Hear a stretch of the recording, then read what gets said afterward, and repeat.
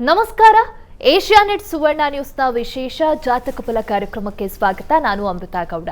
ಈ ದಿನದ ಜಾತಕ ಫಲ ಸಂಚಿಕೆಯಲ್ಲಿ ಈ ದಿನದ ವಿಶೇಷತೆ, 12 ರಾಶಿಗಳ ಫಲಾಫಲ, ಹಾಗೆ ನೀವು ಕಳಿಸಿರುವಂತಹ ಸಂದೇಶಗಳಿಗೆ ಉತ್ತರವನ್ನು ನೀಡ್ತಾ ಹೋಗ್ತೀವಿ.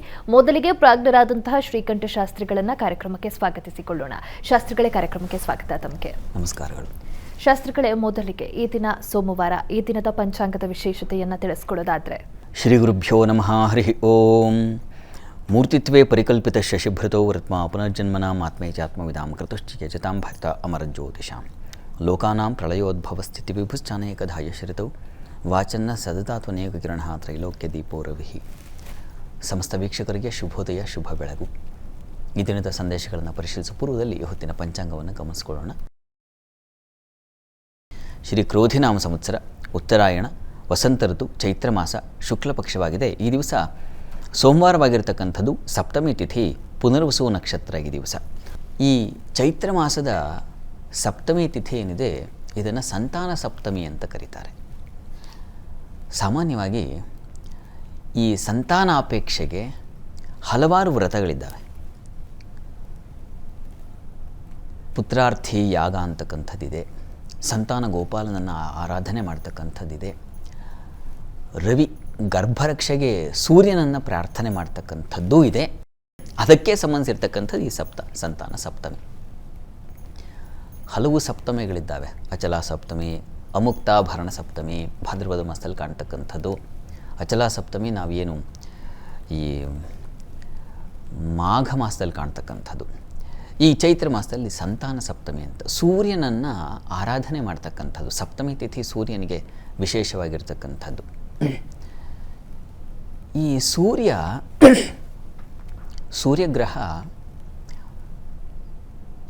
ಈತನ ಆರಾಧನೆಯಿಂದ ಸಂತಾನ ಪ್ರಾಪ್ತಿ ಯಾಕಾಗಿ ಹೇಳಿದೆ ಅಂತಂದರೆ, ಜ್ಯೋತಿಷ್ಯದಲ್ಲೂ ಇದಕ್ಕೆ ಆಧಾರ ಇದೆ. ನಮಗೆ ಜ್ಯೋತಿಷ್ಶಾಸ್ತ್ರದಲ್ಲಿ ಸಾಮಾನ್ಯವಾಗಿ ಪಂಚಮ ಸ್ಥಾನ, ಸ್ತ್ರೀಯರಿಗೆ ಪಂಚಮ ನವಮ ಸ್ಥಾನಗಳನ್ನು ಪರಿಗಣನೆ ಮಾಡ್ತಕ್ಕಂಥದ್ದಿದೆ. ಜೊತೆಗೆ ಗುರು, ಯಾಕೆಂದರೆ ಸಂತಾನ ಕಾರಕ ಅಂತ.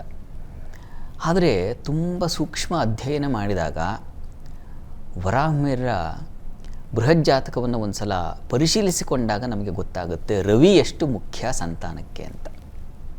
ಯಾರೂ ಇದರ ಪರಿಗಣನೆ ಮಾಡೋದಿಲ್ಲ, ಯಾಕೆಂದರೆ ಗೊತ್ತಿಲ್ಲ, ಅಧ್ಯಯನ ಮಾಡೋದಿಲ್ಲ.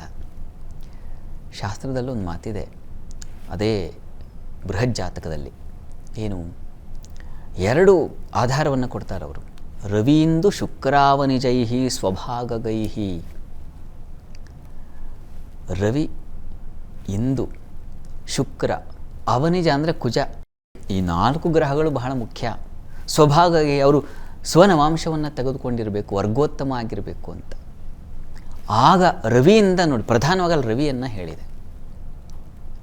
ಆಗ ಸಂತಾನಕ್ಕೆ ಪುಷ್ಟಿ ಅಂತಕ್ಕಂಥದ್ದನ್ನು ಅಲ್ಲಿ ವಿವರಿಸ್ತಾರೆ. ಇನ್ನೂ ಒಂದು ಮಹತ್ತರವಾದ ಆಧಾರ ಇದೆ. ಶಶಾಂಕ ಲಗ್ನೋಪಗತೈ ಶುಭಗ್ರಹೈ ಜಾಯಾರ್ಥ ಸುಖಾಸ್ಪದ ಸ್ಥಿತೈ. ಆ ಸೂತ್ರ ಹೇಳುತ್ತೆ, ತೃತೀಯ ಲಾಭಕ್ಷಗತೈ ಪಾಪಕೈ ಸುಖೀತು ಗರ್ಭ ಸುಖವಾಗಿರ್ತದೆ, ಅಂದರೆ ಪುಷ್ಟಿದಾಯಕವಾಗುತ್ತೆ. ಯಾವಾಗ? ಸುಖೀತು ಗರ್ಭೋ ರವೀಣ ನಿರೀಕ್ಷಿತ. ರವಿ ವೀಕ್ಷಣೆ ಮಾಡಬೇಕಂತೆ. ಪ್ರಶ್ನಾಲಗ್ನದಲ್ಲಿ ರವಿ ವೀಕ್ಷಣೆ ಮಾಡಿದಾನೆ ಅಂದರೆ ಸಂತಾನ ಆಗುತ್ತೆ ಅಂತ ನಿರ್ಣಯಿಸಿ ಅಂತ ಶಾಸ್ತ್ರಗಳು ಸಾರಿವೆ. ಹೀಗಾಗಿ ಸೂರ್ಯ ಈ ಸಂತಾನಕ್ಕೆ ಅತ್ಯಂತ ಪ್ರಮುಖ ಗ್ರಹ. ಅವನ ಕೃಪೆ ಬೇಕು. ಜೀವ ಅಲ್ವ ಅವನು, ಜೀವ ಆತ್ಮ ಅಂತಲೇ ಕರೀತಕ್ಕಂಥದ್ದು.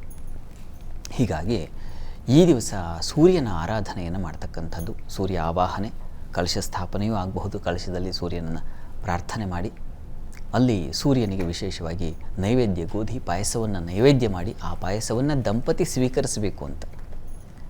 ಹೀಗೆ ಅದೊಂದು ಕ್ರಮ ಇದೆ. ಹತ್ತಿರದ ಪುರೋಹಿತರನ್ನು ಕೇಳಿಕೊಂಡು ಅದನ್ನು ಆಚರಿಸಿ ಯಾರ್ಯಾರಿಗೆ ಅಪೇಕ್ಷೆ ಇದೆ ಅಂಥವರ ಈ ಒಂದು ಪ್ರಯತ್ನವನ್ನು ಮಾಡಬಹುದು.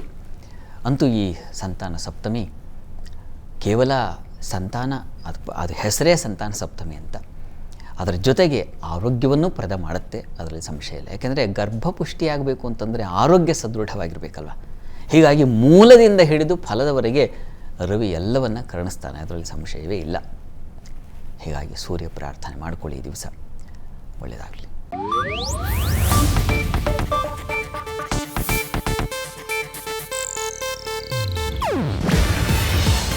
ಏಷ್ಯಾನೆಟ್ ನ್ಯೂಸ್ ನೆಟ್ವರ್ಕ್ ಪ್ರಸ್ತುತಿ.